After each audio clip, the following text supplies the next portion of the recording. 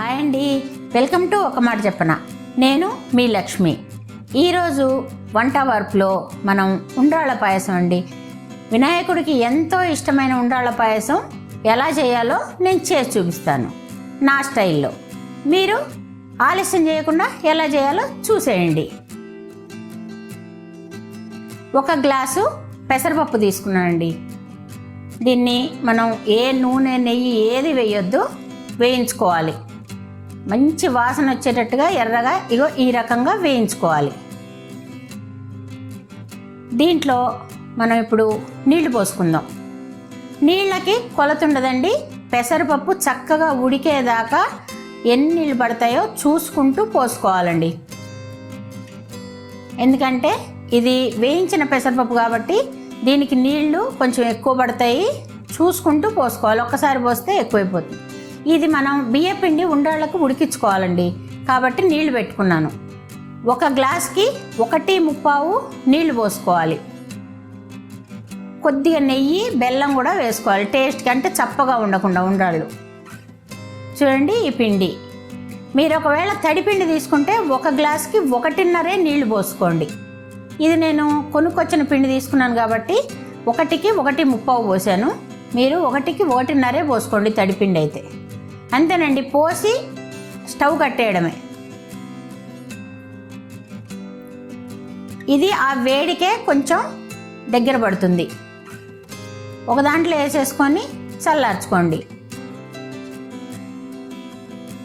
ఇవి కొంచెం చల్లారిన తర్వాత పిండి మనం చక్కగా పిసుక్కోవాలండి. ఈ విధంగా కొంచెం ఉండలుండలు ఉండకుండా మనం చిదుముకొని చల్లారబెట్టుకోవాలి. చూడండి పెసరపప్పు చక్కగా ఉడుకుతుంది అక్కడ. దీన్ని ఈ విధంగా మనం చక్కగా పిసుక్కోవాలి. కొంచెం నెయ్యి చేతికి రాసుకొని చిన్న చిన్న ఉండ్రాళ్ళలాగా చేసుకోవాలండి. రౌండ్గా మనం గులాబ్ జామ్ చేస్తాం కదా, అదే సైజులో చేసుకోవాలి. చూశారు కదా, అన్నీ రెడీ అయిపోయాయి.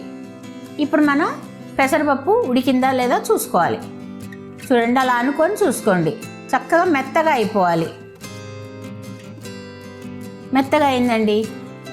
ఇప్పుడు 1 వేసాం కదా, 1కి 1.5 బెల్లం వేసుకోండి. మీరు ఏ కొలత అయితే తీసుకుంటారో పెసరపప్పు గ్లాస్తోనా కప్పుతోనా, దానికి 1కి 1.5 చొప్పున బెల్లం వేసుకోండి. కొంచెం గట్టి పడితే కొంచెం నీళ్లు పోసుకుంటూ ఉండండి. ఈ ఉండ్రాళ్ళు వేసేసుకోవాలి. బెల్లం అంతా కరిగిన తర్వాత ఉండ్రాళ్ళు వేసుకోవాలి. ఎందుకంటే ఇవి దాంట్లో ఉడకాలి.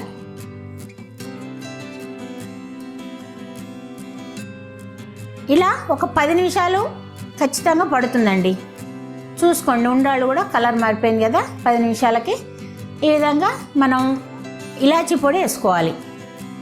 వేసుకొని మధ్య మధ్యలో కలుపుతూనే ఉండాలండి. మూత పెట్టకూడదు, అట్లాగని కలపకుండా కూడా ఉండకూడదు. ఎందుకంటే పెసరపప్పు కాబట్టి అడుగంటుతుంది. చూడండి, అంత దగ్గర పడింది. ఇక అయిపోయింది. స్టవ్ కట్టేస్తున్నాను. అంతేనండి, రెడీ అయిపోయింది ఉండ్రాళ్ళ పాయసం. ఇది మీరు తప్పకుండా ట్రై చేయండి. కామెంట్స్లో ఎట్లా వచ్చిందో నాకు చెప్పండి.